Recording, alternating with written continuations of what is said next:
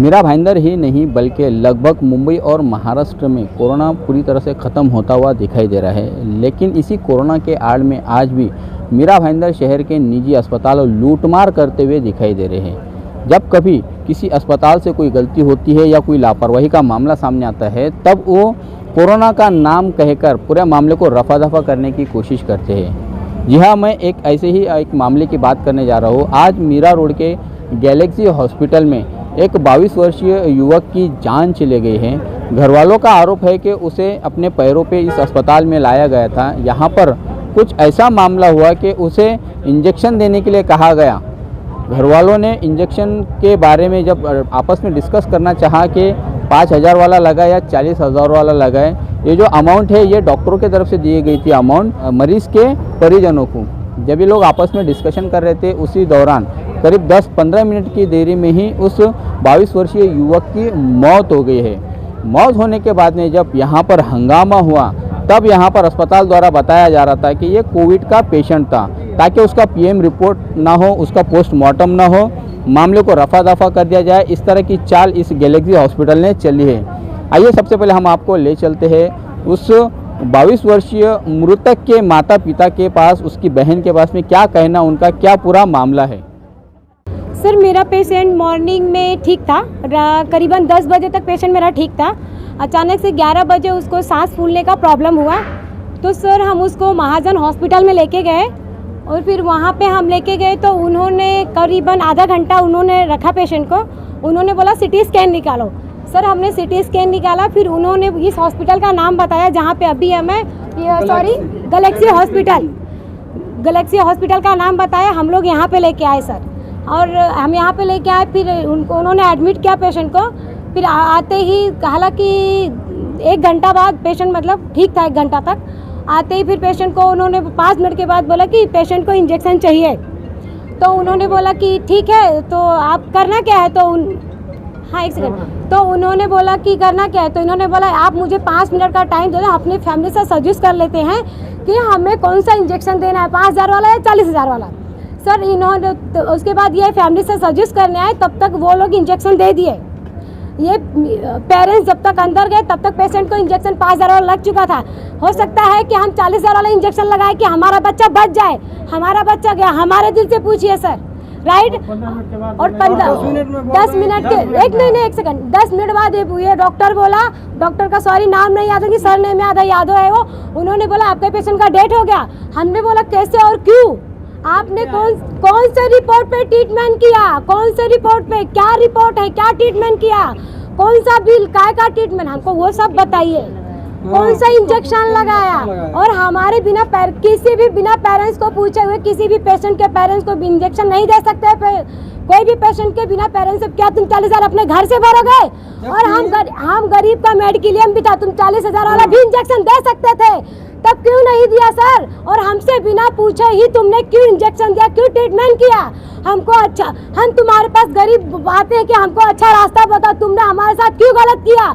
हमारा यंग बच्चा था, 22 साल का बच्चा, उसको कुछ भी नहीं हुआ था। जो भी था सर, हमको रिपोर्ट चाहिए, मेडिकल सब कुछ, हम और बिल चाहिए। और जब हम बॉडी, एक सेकंड, जब हमने बोला कि हमारी बॉडी दो, तब उसको पेशेंट को बोल रहे कि उसको कोविड हुआ, तब और फिर हम लोग पेशेंट से मिल के टच करके आए, और इस हॉस्पिटल में कोई भी मास्क नहीं लगाया। अगर कोविड था तो हम लोग को क्यों टच करने दिया? अगर इस फैमिली में किसी को भी होगा तुम गारंटी लोगे? सर हमारे साथ धोखा हुआ है, धोखा। हमसे बिना पूछे ही हमारे पेशेंट को उन्होंने इंजेक्शन दिया, और कोविड का नाम लेके कोविड बदनाम करके ही हमारे पेशेंट की उन्होंने जान ले ली। हमारा पेशेंट बिल्कुल भी ठीक ठाक था, डोंट वरी, कोई प्रॉब्लम नहीं था उसको। मेरे बेटे का समझिए आप सर की हालत तो एकदम ठीक था। मेरा बेटा चलता फिरता यहाँ समझिए आया। हाँ, उसके बाद वही एक बोले कि 40,000 वाला इंजेक्शन है, एक बोले 5,000 वाला, और वो चीज़ डिसाइड नहीं हुआ। उसके पहले 5,000 वाला इंजेक्शन इसने लगा दिया। 10 मिनट बाद बोलते हैं कि बच्चा आपका एक्सपायर हो गया। अभी यहाँ पर क्या परिस्थिति बनी हुई है, आप लोग यहाँ पर? अभी परिस्थिति यही बनी हुई है कि इसने 22,000 रुपये का बिल फाड़ दिया है, और बोला 4,000 डिस्काउंट करता हूँ। अभी 14,000 रुपया बोल रहे हैं कि भरो। उसके बाद उसके बाद बॉडी देंगे, वो भी बोल रहे हैं कि वो कोरोना है तो बॉडी 4 तुमको लेके जाना पड़ेगा डायरेक्ट शमशान, 4 आदमी जा सकते हो, यही सब बोल रहे हैं। आपको पता था उसको कोरोना है? अरे सर उसको कुछ नहीं था, मेरे बच्चे को कुछ नहीं था।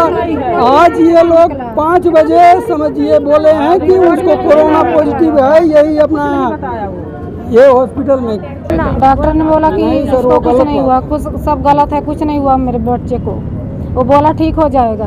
ये 6 बजे रिपोर्ट भी नहीं दिया, कुछ नहीं दिया, रिपोर्ट नहीं को। निकाला, बिना रिपोर्ट के ट्रीटमेंट किया। अभी बोला सही हो जाएगा, आधे घंटे के बाद इनसे बोला कि वो नहीं है।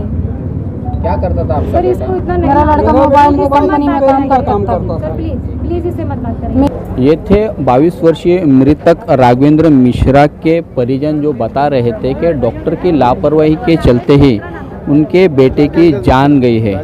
आइए अब हम जानते हैं क्या कहना है गैलेक्सी हॉस्पिटल के डॉक्टर का, किस तरह से वो अपनी सफाई पेश कर रहे हैं और क्या जानकारी दे रहे हैं वो इस पेशेंट के बारे में। जब हमारे पास आया तो पेशेंट का ऑक्सीजन रिक्वायरमेंट कुछ 8 से 10 लीटर था। पेशेंट का रेस्पिरेशन रेट था वो 40 के ऊपर चल रहा था। पेशेंट को मैसिव पल्मोनरी एम्बोलिज्म था, जो दोनों साइड में हुई। कभी कभी किसी पेशेंट को एक साइड होती है, इनको दोनों साइड में था। और इसके कारण ही पेशेंट को हम थ्रोम्बोलाइज करते हैं। ये पेशेंट्स को खून पतला करने की, जो बोलते हैं हम खून पतला करने की मेडिसिन चालू करते हैं। वो जब खून पतला करने की मेडिसिन हम चालू करते हैं, जो एम्बोलिज्म जो लंग्स में बन सकता है वो कहीं पे भी बन सकता है, या तो वहाँ से टूट के और पार्ट में जा सकता है। अगर वो ब्रेन में जाएगा तो स्ट्रोक करता है, अगर वो हार्ट में जाएगा तो हार्ट अटैक कर सकता है। तो ये हाई प्रोबेबिलिटी होती है, ये नॉन है पल्मोनरी एम्बोलिज्म में। तो सेम उनका वो ब्लड थिनिंग का ट्रीटमेंट चालू हुआ है। लेकिन जब वो चालू होने से पेशेंट ऑलरेडी बैड कंडीशन में आया है हमारे पास, और अराउंड 7:15 बजे उसको एक वॉमिटिंग हुई है पेशेंट को, और उसने अरेस्ट मारा है। उसके बाद उसको CPR, शॉक वगैरह सारी जो ट्रीटमेंट होती है वो सब दिया गया है, लेकिन पेशेंट रिवाइव नहीं कर पाए। रिलेटिव्स को तुरंत बताया गया है ये एपिसोड आपके पेशेंट के साथ हुआ है और ऐसा ऐसा ट्रीटमेंट किया गया है। उन्हें सब एक्सप्लेन किया था, ये मेडिसिन यूज़ की जाती है, और वो सब उनके पिताजी को बुला के सब एक्सप्लेन करके ऑन पेपर सब लिया गया है। 2 इंजेक्शन होता है, STK होता है कि लेग्जिम होता है। लेग्जिम 40,000 का इंजेक्शन 42-43,000 का आता है। STK जो होता है वो 4-5 के आसपास आता है। लेग्जिम का एक ही फायदा होता है कि हम उसे एक बोलस रूप में देते हैं, मतलब विदिन 5 सेकेंड हम पुश करते हैं। उसका एक ही फायदा, इसलिए वो इतना महंगा है। उसके और भी कुछ है, दोनों में कॉम्प्लिकेशन सेम हो सकते हैं, ब्लीडिंग दोनों में हो सकता है। आपने क्लॉट डिसॉल्व करने के लिए अगर इंजेक्शन दिया है तो वो जो इंजेक्शन है वो और बॉडी के कहीं और पार्ट में भी कर सकता है। उनकी फैमिली का कहना है कि आपने बिना पूछे इंजेक्शन। हाँ, कोई नहीं है, सब पेपर पे है, एक्सप्लेन किया गया है। जो डॉक्टर थे कंसल्टेंट, उन्होंने एक्सप्लेन किया गया है, बाकायदा उसका हमारे पास वीडियो है बात करते हुए ICU में कि इनसे बात हो रही है, खड़े होकर सब चीज़ें एक्सप्लेन की गई है। तो वो तो नकारा नहीं जा सकता। अगर ये पेशेंट कोविड है तो एक जो प्राइमरी सोर्स दिख रहा है मुझे, वो ऐसा लग रहा है कि कोविड के कारण ये क्लॉट बना है। बहुत सारे और रीजंस भी हो सकते हैं, लेकिन मैं उसमें नहीं जा सकता। लेकिन जो प्राइमरी मुझे लग रहा है वो कोविड के कारण हो सकता है, क्योंकि इसका रैट पॉजिटिव है, एंटीजन पॉजिटिव है पेशेंट। लोगों ने CT स्कैन वहीं से कराया है, वहीं पॉजिटिव था। रैट जो है वो टेम्बा में किया उन्होंने। पेशेंट 2-3 हॉस्पिटल घुमाए सुबह से, और जो टेम्बा का रिपोर्ट है उसमें वो रैट पॉजिटिव दिया। ये थे डॉक्टर ब्रिजेश यादव। जब मीडिया कर्मियों ने उनसे सवाल पूछे तब वो मीडिया कर्मी पर ही भड़क गए। दर्शकों, आप सबको याद होगा कि कोरोना काल में निजी अस्पतालों ने जो लूटमार मचा रखी थी कोरोना के चलते, और मरीजों से जो लूटमार कर रहे थे उस पर अगर किसी ने नकेल कसी थी तो महाराष्ट्र नवनिर्माण सेना ने नकेल कसी थी। महाराष्ट्र नवनिर्माण सेना के कामगार लीडर संदीप राणे को जब इस आज की घटना के बारे में पता चला तो यहाँ पर आए। उन्होंने क्या जांच पड़ताल की और उनकी नज़रों में क्या उन्हें दिखाई दिया और क्या वो मांग करना चाहेंगे, हम उनसे जानने की कोशिश करते हैं। राणे साहब, बताइए, ये जो आज की जो घटना घटी है आप कैसे उसे देखते हैं? मैं आपके माध्यम से ये कहना चाहता हूँ कि कोरोना का काल में 2 साल से हमने पत्रव्यवहार किया था कि यहाँ पे डुप्लीकेट डॉक्टर बहुत हैं मीरा भाईंदर में। यादव पांडे नाम के जो लोग हैं, इन्होंने बहुत बड़े बड़े हॉस्पिटल खोल के रखे। 4-4, 5-5 पार्टनर लेके लोग ने हॉस्पिटल खोलने का जो काम मीरा भाईंदर में चालू किए। ये मतलब ये इनके पास कोई प्रैक्टिस नहीं, कोई डिग्री नहीं। आपने देखा होगा महाराष्ट्र नवनिर्माण सेना ने 3 हॉस्पिटल मीरा भाईंदर में बंद करवाया था। उसका कारण ही ऐसा था कि उधर जाते थे पेशेंट मर जाते थे, उनका कोई इलाज नहीं होता था प्रॉपर, झूठा उसका पेपर बनाया जाता था, वो इंश्योरेंस के नाम पे पैसा कमाया जाता था। बहुत सी तकरार थी। उसके बाद में हम लोगों ने तकरार करके हॉस्पिटल बंद करवाया। आज देखेंगे ये आज 22 साल का लड़का आज मृत्युमुखी हो गया। आज आप विचार करो, एक 22 साल का छोकरा टेम्बा में जाता है, टेम्बा से प्रमोद महाजन में आता है और उधर से प्राइवेट हॉस्पिटल में लोग रेफ़र करते हैं। उसका मतलब किधर ना किधर इनका टाइप है। मैं आपको बोलता हूँ मीरा भाईंदर महानगर पालिका ही फेल है। आरोग्य विभाग के ऊपर मैं जाहिर आरोप करता हूँ और मैं ये इनके रिलेटिव को बोलता हूँ इनको बॉडी हाथ में लेना नहीं जब तक ये गुना दाखिल नहीं नगर पालिका के ऊपर और आयुक्तों के ऊपर होता है जब तक। क्योंकि क्या होता है ऐसे बार बार अगर जान जाती रहेगी तो क्या मतलब क्या है। आप विचार करो मीरा भाईंदर में इतने हॉस्पिटल क्यों है, क्योंकि गवर्नमेंट के हॉस्पिटल के ऊपर किसी का ध्यान नहीं है। आज कोविड के नाम पे आप देखेंगे टेम्बा हॉस्पिटल जो था कोविड के नाम पे पेशेंट उधर कोई भर्ती नहीं किया जाता था और डायरेक्ट प्राइवेट में लोग रेफर करते थे।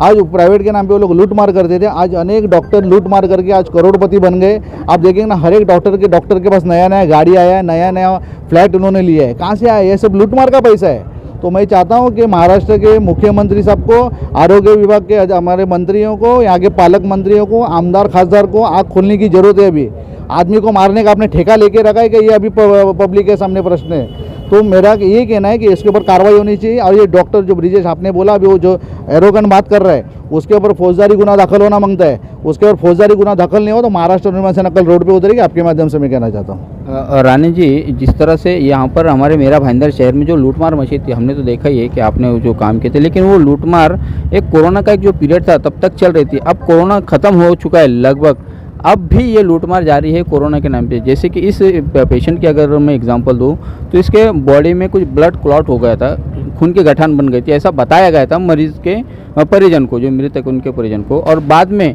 उनको जो है कि पॉजिटिव बताया जा रहा है कि कोरोना पॉजिटिव पेशेंट है। तो बॉडी के लिए भी ये लोग जो है कि आनाकानी कर रहे थे, थोड़ा बॉडी नहीं दे रहे थे। ये उनके चाल थी, ऐसा हमारे समझ में आया। तो क्या कहेंगे आप कि कोरोना के नाम से क्या वो आप भी बदस्तूर जारी है? 101% कोरोना के नाम से एक सब दिशा भूल किया जाता है लोगों को। आप विचार करो अगर टेम्बा में उसको कोविड था तो टेम्बा में क्यों डिटेक्ट नहीं हुआ?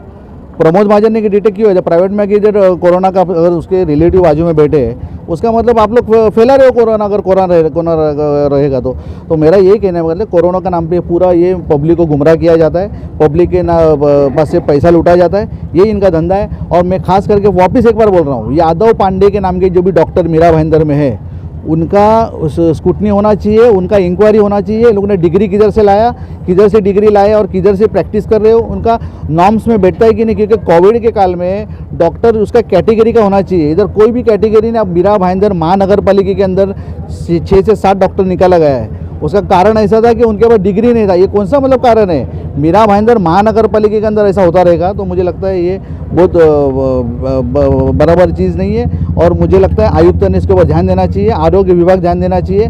मैं तो कल ही लेटर देने वाला हूँ। जितने भी मीरा भाईंदर में यादव और पांडे नाम के जो डॉक्टर है उनके ऊपर इंक्वायरी होनी चाहिए। और जान बचने के लिए अगर आयुक्तों को सही में अगर लगता रहेगा कि जान बचनी चाहिए मीरा भाईंदर के वासियों का तो उसके ऊपर एक्शन लेंगे, नहीं तो महाराष्ट्र निर्माण सेना रोड पे उतरेगी। आपके माध्यम से मैं कहना चाहता हूँ एक बार बहुत बहुत धन्यवाद हमसे बात करने के लिए। ये है कामगार लीडर संदीप राणे, जिन्होंने मनपा आयुक्त दिलीप ढोले से मांग की है कि इस पूरे मामले की, इस पूरे घटना की जांच की जाए और साथ में ही मीरा भाईंदर शहर में जितने भी यादव, पांडे, मिश्रा इस नाम के जो डॉक्टर हैं इनकी स्क्रूटनी की जाए। इनके पास में कौन सी डिग्री है, क्या ये वाकई में डॉक्टर है, क्या ये ऐसे क्रिटिकल मरीजों का इलाज कर सकते हैं, उनकी जान जोखिम में डाल के क्या इन पर भरोसा किया जाए, इन पर विश्वास किया जाए, ये बहुत बड़ा सवाल है। और साथ में ही सबसे बड़ा सवाल यहाँ पर हमारे प्रशासन पर भी उठता हुआ दिखाई दे रहा है कि प्रशासन की लापरवाही है कि जो डॉक्टरों ने यहाँ पर अस्पताल खोले रखे हैं, एक दुकान, एक बाज़ार लगा रखा है मरीजों के साथ में लूटमार करने का, उस बाज़ार पे मनपा प्रशासन का, हेल्थ डिपार्टमेंट को ज़रूरत है नज़र रखने की, उन पर काबू पाने की, उन पर नकेल कसने की। लेकिन ऐसा मीरा भाईंदर शहर में होता हुआ नहीं दिखाई दे रहा है। आज जो 22 वर्षीय युवक जिसकी आज जान चली गई है, ये हमारे शहर में हमारे नेताओं की कमज़ोरी है, हमारे शहर के नेताओं की लापरवाही है कि ऐसी जानें जाती रहेंगी। आप देख रहे हैं कैमरामैन आरिफ कुरैशी और साबिर शेख के साथ ऑन रिकॉर्ड मीरा भाईंदर। धन्यवाद।